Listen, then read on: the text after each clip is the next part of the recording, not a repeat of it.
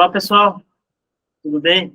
Hoje eu estou aqui com o Douglas Ludwig, ele é CEO da companhia Ludfor, é uma companhia que faz um trabalho excepcional em gestão de energia, em toda essa matéria que envolve consumo de energia, melhor aproveitamento de energia, enfim.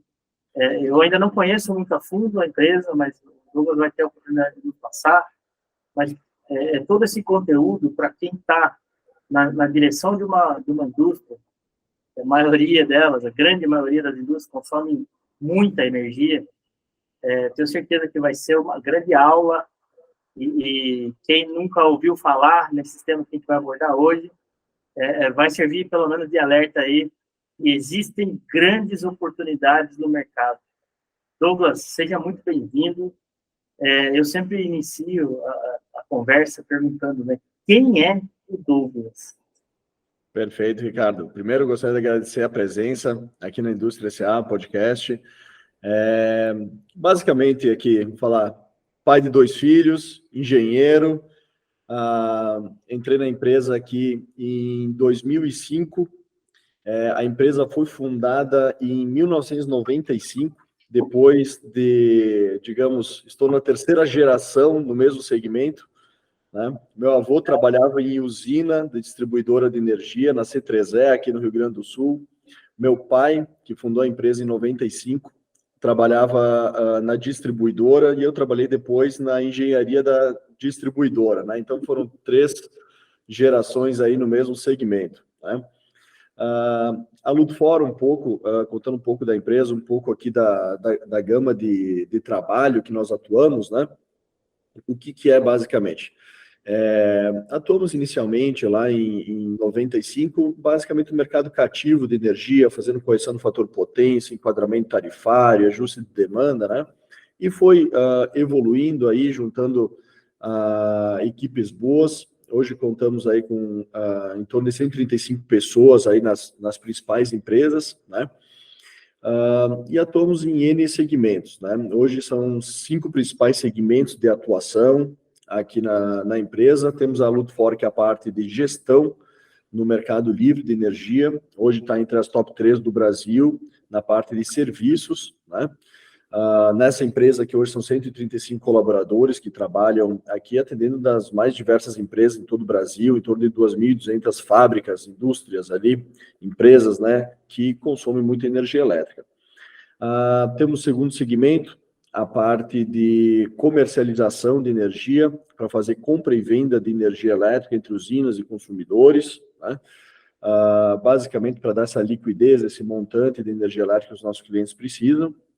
E com o resultado das empresas, começamos a reinvestir na área de geração de energia, que sempre foi um sonho muito antigo, né? Legal. E aí é o terceiro segmento, a parte de geração de energia, são as nossas usinas hidroelétricas, basicamente PCHs, CGHs, né, usinas hidroelétricas, e também agora algumas usinas fotovoltaicas, né? Estamos nesse momento aqui em abril do 23, com 7 usinas em operação e mais 14 usinas em construção em todo o Brasil, né? Abrimos também um outro segmento, a parte de operação e manutenção de usinas de energia, justamente para poder verticalizar mais uma etapa dos serviços aqui da empresa, né? E também abrimos aí o ano passado, ano 2022, uma empresa de contabilidade específica para o setor de energia, né? Contabilidade e inteligência contábil para o setor de energia, especificamente aí para usinas. Então, são 5 segmentos: a parte de serviços, a parte de comercialização, a parte de geração de energia, a parte de operação e manutenção de usinas e a parte de inteligência contábil e financeira aí para usinas. Basicamente, são as 5 áreas de atuação até então aí, Ricardo. Legal, Douglas. Depois eu gostaria de falar um pouquinho de cada, um pouco mais a fundo de cada Claro. setor aí que você tem na empresa, né, cada segmentação que você tem na empresa. Mas antes eu gostaria de fazer uma pergunta que acho que muita gente tem vontade de fazer e nem sempre tem a pessoa que possa responder. Eu acho que você pode responder essa pergunta. Qual é a energia, de fato, mais cara para se comprar hoje, tá certo? E qual é a verdadeira mais barata? Perfeito. Vamos lá, Ricardo. Para qualquer indústria, a energia mais cara é aquela que não tem, é a falta de energia elétrica, né?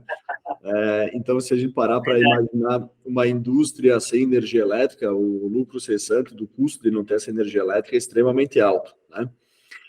Hoje, se nós formos avaliar tecnicamente, existem N fontes de energia eólica, solar, biomassa, hídrica, térmica, e todas elas acabam sendo relativamente importantes, né? Mas elas sempre existindo no equilíbrio entre elas, né? Se nós tivermos somente usinas termoelétricas, por exemplo, a gás ou a carvão, elas acabam sendo mais caras, né? E são uma energia de base mesmo, mas o custo delas acaba sendo maior. Se nós considerarmos somente energia de fonte hídrica, a energia lá é mais barata, mas ela é muito sazonal, entre período úmido e período seco, né? E nós temos a questão das chuvas e os reservatórios sempre para poder dar esse lastro, esse resguardo energético aí que é necessário para o setor, né? Hoje, se nós fôssemos avaliar o custo de geração de energia aqui em abril do 23, ele está abaixo do piso regulatório, ali que é R$ 69, né? Então, como tivemos aí muitas chuvas aí no decorrer de final do 2021 e todo 2022, o preço de energia está muito baixo e o custo de geração de energia elétrica basicamente está abaixo do piso regulatório, né? Então, hoje, uma das energias mais limpas, renováveis, que podem ser utilizadas e baratas, está sendo a hidrelétrica. Está puxando para baixo o preço. Exatamente, né? Ano passado e retrasado, nós tivemos secas. Exato. E o preço chegou lá no teto. Exatamente isso. Então, o sistema brasileiro é um sistema muito, como é que pode dizer, hidrotérmico, né? Ele tem uma base hídrica e uma complementariedade térmica. E o que acontece com isso? Ele é muito codependente entre basicamente 3 fatores, né? Chuva, reservatório e carga, né? Se tem um reservatório alto e chuva baixa, mas carga baixa, o preço também ele está estabilizado. Então, é sempre um equilíbrio entre os 3 pilares aí do setor elétrico. Tá.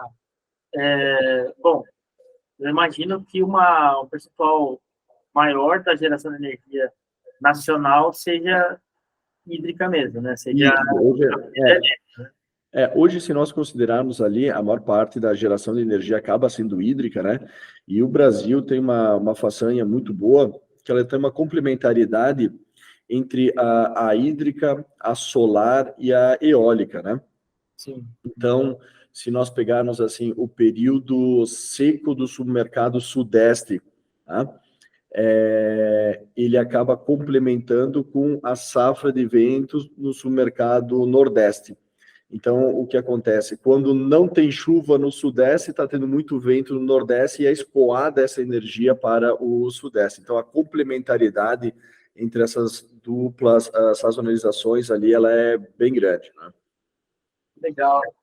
Então, posso arriscar dizer, em matéria de geração de energia limpa, o Brasil está bem à frente de muitos países.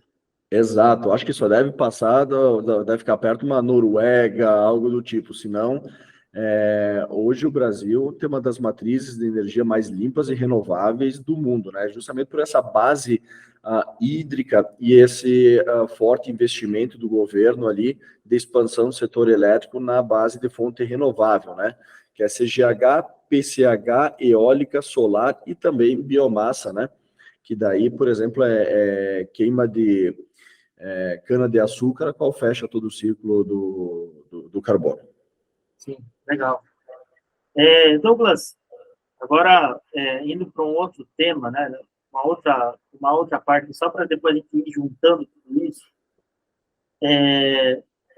A indústria que hoje compra energia da concessionária que tem na rua, que é digamos assim, a mesma que ele pagaria na casa dele se ele morar na mesma cidade da indústria, por exemplo. A atuação dessa indústria hoje, conceitualmente, em nível de oportunidade, está certa ou errada? O que acontece, né? A empresa hoje que está embaixo da distribuidora, né?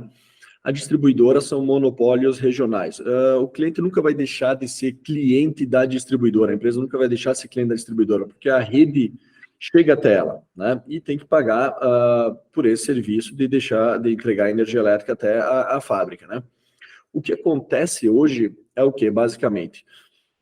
Se nós pegarmos os dados ali de 2022, na parte de consumo de energia no Brasil, no mercado livre de energia, nós estamos quase com 30 mil raízes de CNPJ, empresas do mercado livre de energia elétrica. Ou seja, são empresas que estão com acima de 500 kW de demanda contratada, tá? E que elas estão no mercado livre de energia. E existe ainda um oceano de quase 70 mil CNPJs que podem entrar no mercado livre de energia, que estão sob essa característica da demanda dos 500 kW, que pode efetivamente migrar ao mercado livre e hoje oferindo uma economia na ordem de 25% até 30%, dependendo do perfil de consumo da empresa, né? O que acontece é o quê? Agora, com essa abertura de mercado que vai ter a partir de janeiro de 2024, né? Para empresas, tirando essa limitação dos 500 kW, empresas que tenham demanda contratada e que estejam na alta tensão, podem migrar para o mercado livre de energia via uma comercializadora varejista, né? A economia vai ser um pouco menor, na ordem de 20%, 25%, dependendo do perfil de consumo da empresa ou a sua distribuidora, né?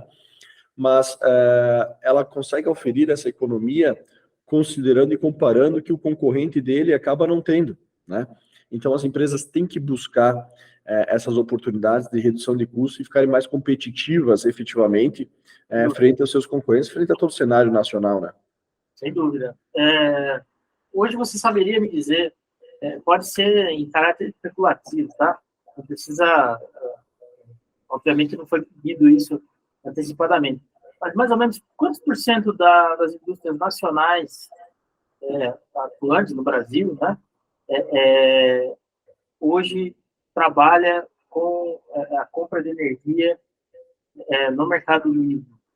Perfeito, perfeito. Mais ou menos, só para a gente ter um número de grandeza, tá?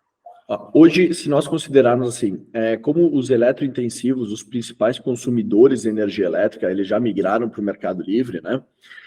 Se nós pegarmos o volume transacionado no mercado livre de energia pelo consumo total nacional, em torno de 35% do consumo nacional já está no mercado livre de energia, né?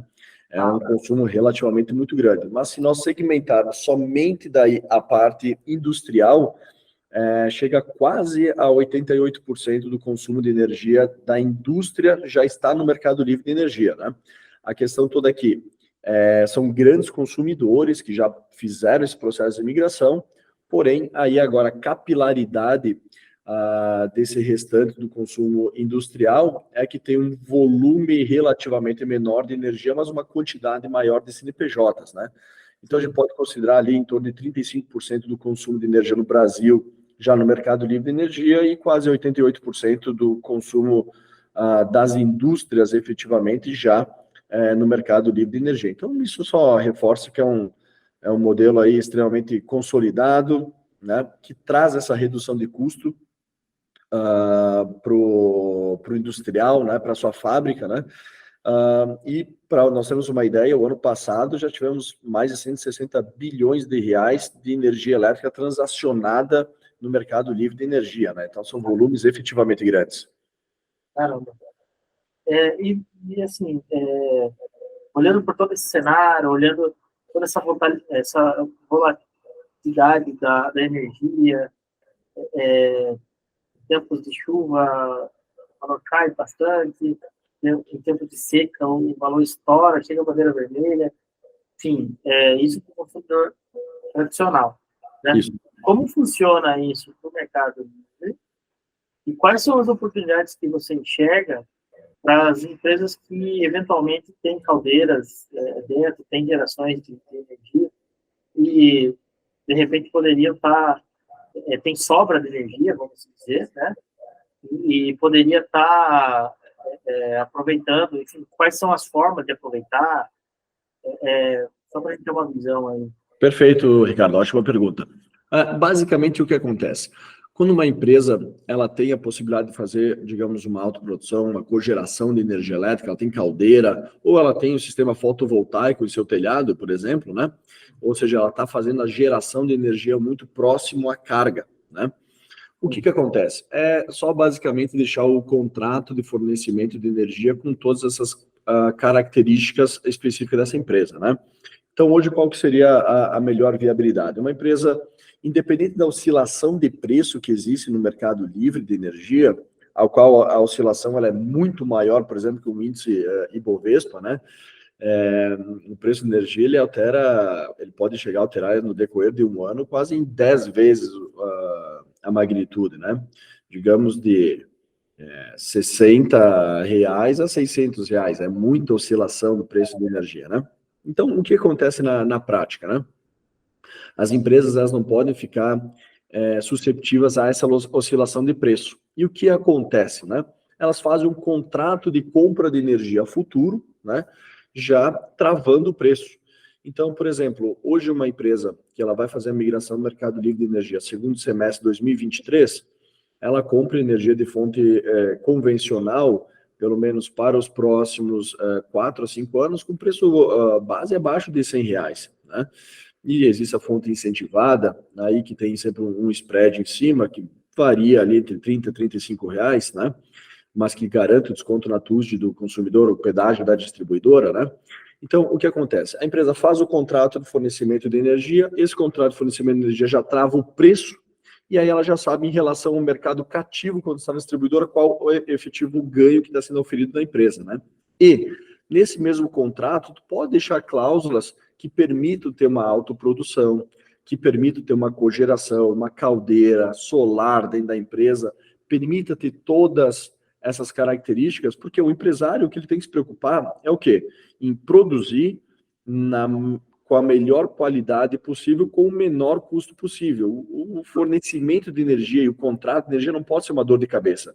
Ele tem que poder fazer o que ele quiser com a sua fábrica, ter uma flexibilidade para ele poder triplicar a fábrica, ou se ele quiser, no dia seguinte, desligar a fábrica aqui, colocar ela em outro estado, o contrato ele tem que permitir isso.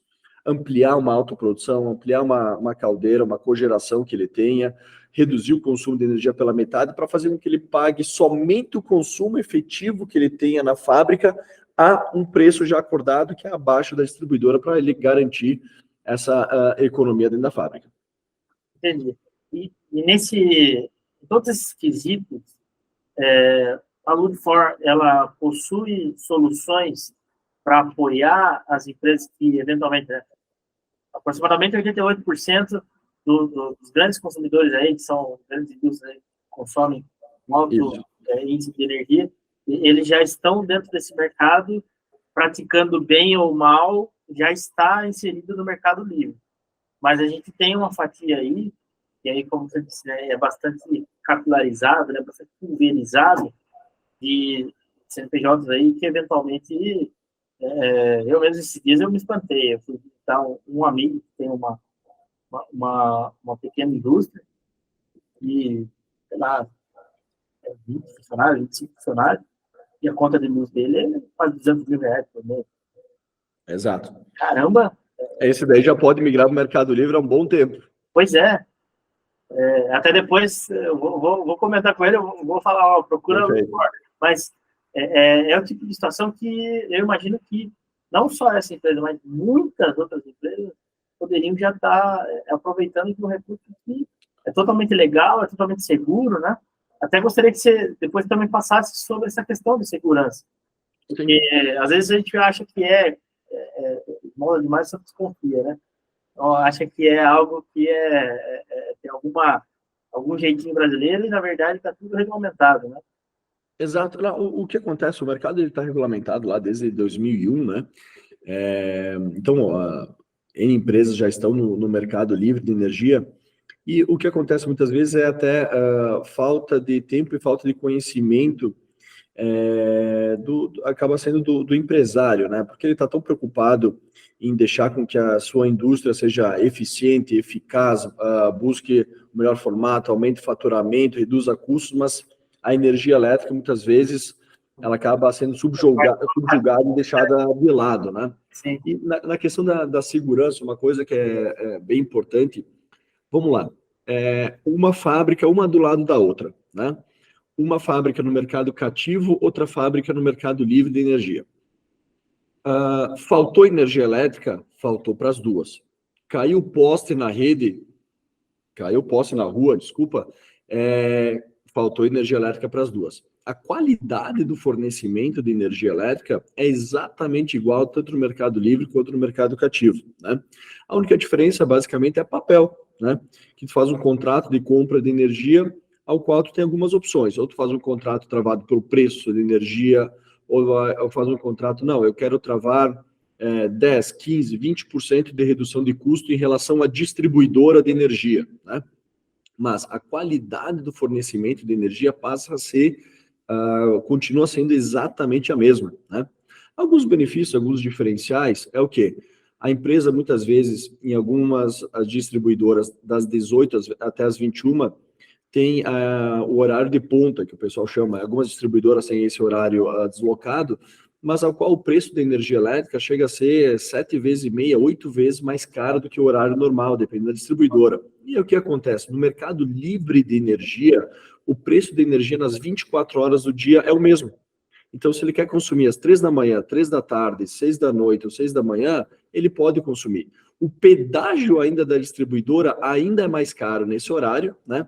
Porém, uma empresa que trabalha, digamos, cheio no horário de ponta, das 18 às 21, por exemplo, o custo dela no horário de ponta passa a ser um pouco menos da metade do custo que ela está tendo hoje, né? Então, isso muitas vezes inviabiliza a empresa trabalhar com grupo gerador no horário de ponta, ou até muitas vezes pelo contrário, se ela quer ter uma proteção, uma segurança, essa economia, essa redução de custo faz com que a empresa tenha capacidade de CAPEX, capacidade financeira para investir no grupo gerador por segurança energética, caso tenha uma qualidade de fornecimento de energia elétrica ruim, né? Então, a questão de segurança, a questão de qualidade é exatamente igual tanto ao mercado cativo. O mercado livre de energia, ele acaba não tendo mais as bandeiras tarifárias, aquela bandeira verde, amarela, vermelha 1, vermelha 2, preta, não tem mais isso, tá? Acaba sendo justamente, trava o preço da energia elétrica e fica tudo mais transparente e mais aberto para o consumidor, né? E não fica mais suscetível ao reajuste da distribuidora, porque quer queira ou quer não queira, né? Hoje, estamos em abril de 2023, se pedir para qualquer empresa qual é que é o teu custo de energia elétrica em dezembro de 2028, as empresas não vão saber, porque tem o reajuste da distribuidora, que é quase uma caixa preta, sempre regulamentado pela ANEEL. Porém, se a empresa trava o preço de energia elétrica dela, digamos, até 2028, até 2029, ela sabe o quanto ela vai pagar a energia elétrica, tá? A única diferença vai ter a correção da inflação até lá, a inflação vai errar só no indexador da inflação, mas vai ser aquele preço acordado com a inflação e pelo volume de energia elétrica consumido por ela. E ainda, isso a parte da energia, a parte da TUSD, que é a tarifa do sistema de distribuição, que é o pedágio da distribuidora, esse sim continua sendo reajuste anual conforme a distribuidora. Tá? Tá. Hipoteticamente falando, uma indústria resolveu ir para ir para o Mercado Livre, comprar energia cativa, não sei se é assim que fala, mas... Isso, comprar energia no Mercado Livre, isso.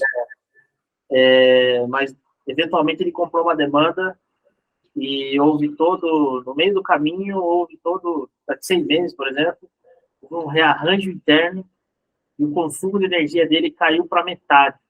E agora? Esse tipo de solução, esse tipo de situação é reversível? Como que funciona a dinâmica? Porque são contratos alongados, pelo que eu entendi, né? Como que funcionaria numa situação dessa, por exemplo? É simples. O que a gente está sugerindo para todos os clientes, né? Digamos que tu pega qualquer empresa que vai fazer um contrato de compra de energia por 5 anos, por exemplo. Tá. A maior parte das empresas, elas não sabem o que vai acontecer na sua indústria nos próximos 5 meses. Quem dirá nos próximos 5 anos? Né? Não tem nenhum empresário que tem uma bola de cristal e fala assim, não, no 4º ano meu consumo vai ser exatamente esse. Não tem como saber. E aí é que a gente vive no Brasil, a gente tem que cair na realidade que as regras mudam a todo momento, o passado muitas vezes é incerto, quem dirá o futuro, né? E as empresas, as indústrias, elas têm que buscar o que é o melhor para elas, reduzir custo de energia elétrica e se proteger o máximo possível, né? Ah, qual que está sendo a sugestão, quais são as estratégias, né? Uma das estratégias que são adotadas pela maior parte dos nossos clientes é o quê? É uma flexibilidade total, né? Que a empresa ela pode reduzir o consumo de energia dela, ou fechar a fábrica, ou até duplicar, triplicar a fábrica, que ela possa efetivamente pagar o valor acordado multiplicado pelo consumo, que pode oscilar o quanto quiser esse consumo, né? Isso ofere um grau de competitividade, inteligência na empresa, porque ela pode fazer efetivamente o que ela quiser, o empresário pode fazer o que quiser dentro da fábrica dele, que ele sabe que ele vai ter o custo dele de energia reduzido, né? E o volume de energia vai depender do quanto que ele vai expandir ou reduzir a fábrica, ou muitas vezes colocar uma nova unidade. Digamos, tem empresas que têm 4 filiais, 5 filiais, e muitas vezes eles juntam para uma única unidade consumidora, ou tem uma única unidade consumidora, por questões tributárias ou competitivas, eles abrem uma filial em outro estado, né? Então, muitas vezes faz esse contrato de compra de energia pela raiz do CNPJ, né? Então, ele pode fazer essas cisões ou essas fusões a seu bel prazer. Legal. Douglas, a gente já falei que passava rápido, né? Já está chegando já ao fim da nossa conversa. Está sendo muito legal, estou aprendendo muito aqui com você. Tenho certeza que quem está nos ouvindo, nos assistindo também. Mas sempre no final, eu gosto de deixar um espaço para executivos como você, Douglas, que possam deixar uma mensagem a todos os gestores, diretores que estão nos ouvindo aí, né? Pode ser especificamente do seu mercado, ou pode ser, de repente, algo que você acha que é válido passar aí por gestores do Brasil afora aí, enfim. Vou deixar esse espaço aberto aí para você. Perfeito, Ricardo. Eu realmente acredito que todos diretores ou gerentes ou todas as pessoas que tocam a maior parte das empresas, os problemas são quase todos iguais, né? Você vai falar com qualquer empresário, fala assim, qual é a maior dificuldade que tem na empresa? As principais dificuldades primeiro, comunicação. Quanto mais a empresa cresce, mais difícil é a comunicação, a passar a filosofia mesmo da empresa, do núcleo da empresa para as pessoas novas que entram, né? Essa é uma grande dificuldade que todos os empresários encontram, e a gente vê isso no dia a dia, né? E uma das formas de lidar, digamos, com esse problema, que nunca vai estar 100% solucionado, é o quê? Focar muito em pessoas e processos, né? Tendo pessoas boas e alinhando muito bem os processos, todas as empresas andam. Não adianta ter pessoas boas sem processos bons, nem processos bons sem pessoas boas, né?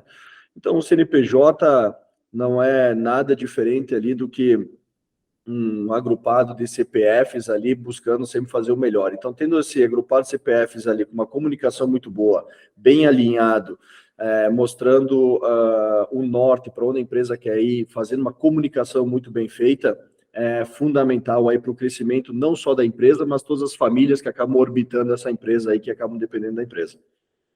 Muito legal. Gente, hoje eu acabei de falar aí com o Douglas Ludwig, da Ludwig. Douglas, eu quero agradecer muito o seu tempo, suas explicações, seus esclarecimentos aí, foram muito valiosos aí para todos nós aqui. E gostaria de, quando você estiver por São Paulo, faça nos conhecer, de repente grava aí mais uma rodada aí pessoalmente.